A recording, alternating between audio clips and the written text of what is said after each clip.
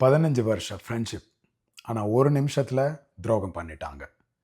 அதுக்காக 1 வருஷமா அழுதுட்டு இருக்கீங்களா? அப்போ உங்கள நீங்களே கேட்க வேண்டிய கேள்வி இதுதான்.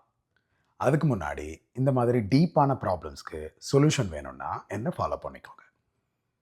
அவங்க உங்கள மறந்துட்டாங்க. ஆனா, நீங்க ஏன் இன்னும் அவங்களுக்காக உங்க வாழ்க்கைய நிறுத்தி வச்சிருக்கீங்க? உங்கள நீங்களே கேட்க வேண்டிய கேள்வி இதுதான்.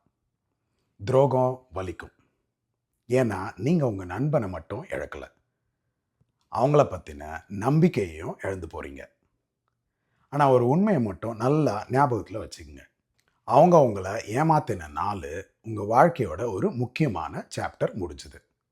ஆனா நீங்க மூவ் ஆன் ஆகாத வரைக்கும் ஒவ்வொரு நாளும் அந்த சாப்டர திரும்ப திரும்ப நீங்க படிச்சுக்கிட்டே இருக்கீங்க. காயம் ஆறணும்னா அது தினமும் கீறக்கூடாது. துரோகம் செஞ்சவங்கள மன்னிக்க வேண்டிய அவசியமே இல்ல. ஆனா அவங்களுக்காக உங்க எதிர்காலத்த தண்டிக்காதீங்க.